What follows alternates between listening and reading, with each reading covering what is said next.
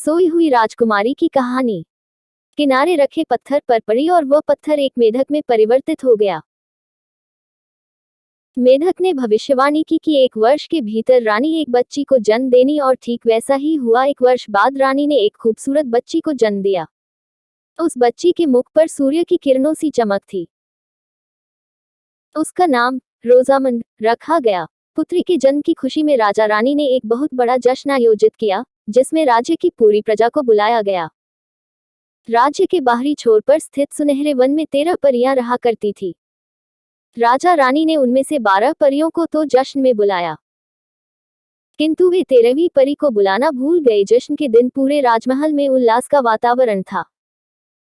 मधुर संगीत, नृत्य, रंगारंग कार्यक्रमों के साथ ही एक बड़े भोज का आयोजन किया गया था। नन्ही राजकुमारी रोजामंड सोने के पालने पर लेटी हुई थी। एक एक सभी मेहमान राजकुमारी के पास आकर उसे उपहार के साथ आशीर्वाद भी दे रहे थे। परियों ने भी रोजामंड को बेशकीमती उपहार दिए। उपहारों के साथ ही उन्होंने कई आशीर्वाद भी रोजामंड को दिए। किसी ने उसे सुंदरता का, तो किसी ने दयालुता का आशीर्वाद दिया। किसी ने अपार धन का, तो किसी ने सुंदर मन का आशीर्वाद दिया। यह सिलसिला 11वीं परी तक चला। 12वीं परी के आशीर्वाद देने के पहले ही 13वीं परी वहां आ गई। वह जश्न में न बुलाए जाने के कारण बहुत क्रोधित थी। उसने रोजामंड को श्राप दे दिया कि अपने 16वें जन्मदिन के दिन उसे एक सुई चुभेगी और वह मर जाएगी। श्राप देकर 13वीं परी वहां से चली गई। जश्न में उपस्थित सभी लोग अवाक रह गए। राजा रानी बहुत दुखी थी। वे परियों से प्रार्थना करने लगे कि किसी तरह रोजामंड को दिए गए श्राप को समाप्त कर दें, किंतु यह संभव नहीं था। परियों ने बताया कि किसी भी श्राप को समाप्त नहीं किया जा सकता। यह सुनकर रानी विलाप करने लगी। 12वीं परी का आशीर्वाद शेष था। रानी को विलाप करता देख वह बोली, 13वीं परी का श्राप समाप्त तो नहीं किया जा सकता, किंतु मैं अपने आशीर्वाद से उसे कम कर सकती हूँ। उसने रोजामंड को आशीर्वाद दिया कि अपने 16वें जन्मदिन पर सुई चुभने पर वह मरेगी नहीं, बल्कि 100 वर्षों के लिए गहरी नींद में सो जाएगी। यह सुनकर राजा रानी का दुख कुछ कम अवश्य हुआ। उन्होंने 12वीं परी को धन्यवाद दिया। राजा रानी की इच्छा रोजामंड का विवाह देखने की थी। वे परियों से बोले, आपने 13वीं परी का श्राप कम कर दिया। इस बात की हमें बेहद खुशी है, किंतु दुख ये है कि हम लोग रोजामंड का विवाह नहीं देख पाएंगे। जब 100 वर्षों एक बाद वह सोकर उठेगी, तब तक हम मर चुके होंगे। तब 12वीं परी बोली, जैसे ही रोजामंड 100 वर्षों के लिए सोएगी, राजा रानी सहित पूरी प्रजा भी सो जाएगी। रोजामंड के जागने पर ही सब जागेंगे, और रोजामंड नींद से तब जागेगी जब एक सच्चा प्यार करने वाला राजकुमार उसे चूम लेगा। इसके बाद सभी परियां राजमहल से चली गई।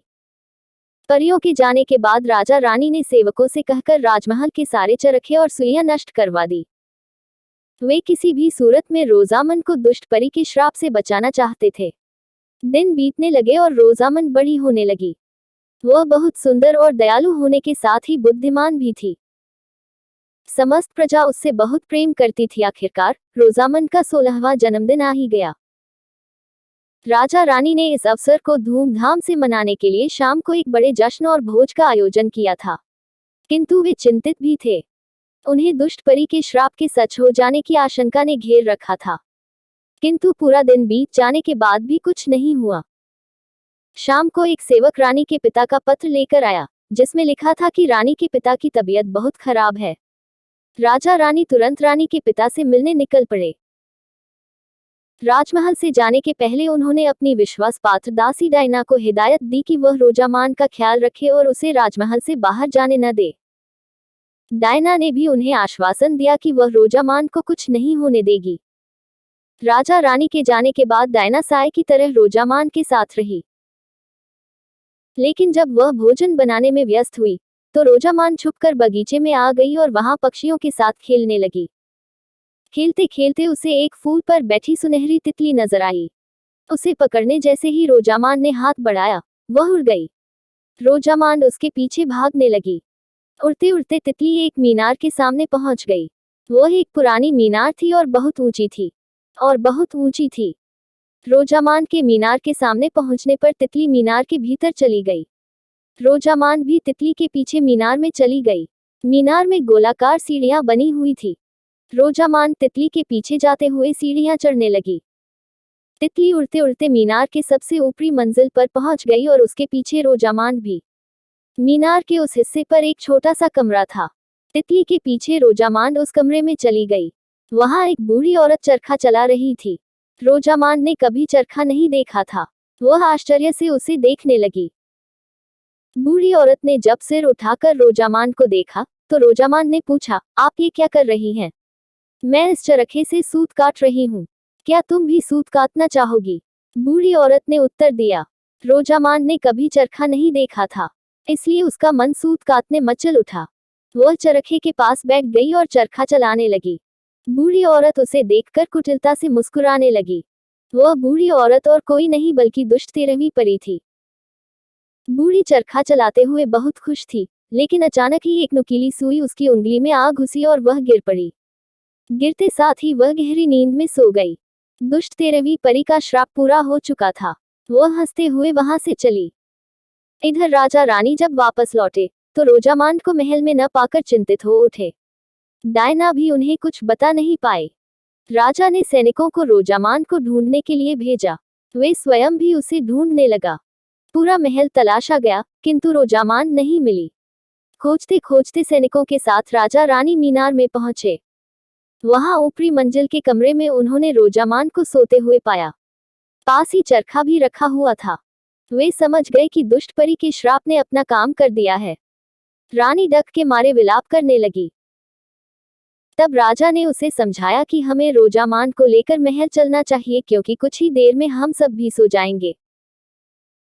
रोजामान को राजमहल ले जाया गया और उसे तैयार कर मखमली बिछौने वाले एक बिस्तर पर लिटा दिया गया। सोती हुई रोजामान बहुत ही सुंदर लग रही थी। कुछ ही देर में राजा रानी, दरबारी और राज्य की पूरी प्रजा सो गई। काला बादल राज्य के ऊपर छा गया और पूरा राज्य अंधेरे में डूब गया। समय बीतने के साथ राज्य के चारों ओर कंटीली झाड़ियां उग गई और राज्य उसके पीछे छुप गया। अब वह राज्य बस किस्से कहानियों में रह गया था। वहां की सोई हुई राजकुमारी के किस्से दूर दूर तक सुनाए जाते थे। राजकुमारी को देखने की आस में कई राजकुमार उस राज्य में जाने का प्रयास करते, किंतु कंटीली झाड़ियों को पार नहीं कर पाते। कई घायल होकर वापस लौट आते, तो कई उनमें फंसकर मर जाते। राजकुमारों की मौत की खबर फैलने के बाद सबने वहां जाना छोड़ दिए से ही 100 वर्ष बीत गए। एक दिन इवान नामक राजकुमार ने सोई हुई राजकुमारी की कहानी सुनी। कहानी सुनकर वह उसे चाहने लगा। उसने तय किया कि वह उसे एक बार देखने अवश्य जाएगा और उसे नींद से जगाने का प्रयास करेगा। खतरे को देखते हुए सबने उसे वहां जाने से मना किया, किंतु वह नहीं माना और रोजामान की खोज में निकल पड़ा। कई दिनों की लंबी यात्रा के बाद वह कंटीली झाड़ियों के पीछे छुपे उस राज्य के पास पहुंच गया, जहां रोजामान सोई हुई थी। जिस दिन वह वहां पहुंचा, तब तक रोजामान को सोए 100 वर्ष पूरे हो चुके थे। राजकुमार इवान ने कंटीली झाड़ियों को किसी तरह अपनी तलवार से काटकर पार किया और राज्य में घुस गया। राज्य के अंदर जाने पर उसने देखा कि पूरी प्रजा सोई हुई है। वह राजमहल के पास पहुंचा तो दरबानों को भी सोता हुआ पाया। महल के अंदर प्रवेश कर वह राजदरबार में पहुंचा। वहां राजा रानी सहित सारे दरबारी सो रहे थे। महल में घूमता हुआ वह अंततः उस कक्ष में पहुंच गया, जहां रोजामान सोई हुई राजकुमारी रोजामान को देखकर राजकुमार का उसके प्रति प्रेम और बढ़ गया। वह रोजामान के पास गया और उसके हाथों को अपने हाथ में लेकर चूम लिया। जैसे ही उसके रोजामान को चूमा, दुष्ट परी का श्राप समाप्त हो गया और रोजामान नींद की नींद टूट गई। आंखें खोलते ही उसने एक सुंदर राजकुमार को अपने सामने पाया। वह जान गई कि यही वो सच्चा प्रेम करने वाला राजकुमार है, जिसने उसे 100 वर्षों की गहरी नींद से जगाया है। राजकुमार ने रोजामान को बताया कि वह उससे प्रेम करता है और उससे विवाह करना चाहता है। रोजामान ने उसका यह विवाह प्रस्ताव खुशी खुशी स्वीकार कर ले दोनों उस कमरे से निकलकर राजदरबार पहुंचे, तो देखा कि राजा रानी और सभी दरबारी भी नींद से जाग चुके हैं। सबने रोजामान और राजकुमार इवान का स्वागत किया। रोजामान ने राजा रानी को राजकुमार से मिलवाया। राजा रानी राजकुमार से मिलकर बहुत खुश हुए। राजकुमार ने उनसे रोजामांड का हाथ मांगा और राजा रानी ने खुशी खुशी रोजामांड का हाथ राजकुमार इवान के हाथ में दे दिया। राजमहल के ऊपर छाए काले बादल हट गए और वहां सूर्य फिर से चमकने लगा। सबने मिलकर सूर्य देवता की प्रार्थना की और उन्हें धन्यवाद दिया। उसी दिन रोजामांड और राजकुमार का विवाह कर दिया गया। जब रोजामांड और राजकुमार का विवाह हुआ तो सूर्य से आग का एक गोला निकला और दूर जंगल में बनी एक झोपड़ी पर जा गिरा। वह झोपड़ी में दुष्ट 13वीं परी की थी। झोपड़ी के साथ वह भी जलकर मर गई। रोजामांड और राजकुमार इवान खुशी खुशी रहने लगा।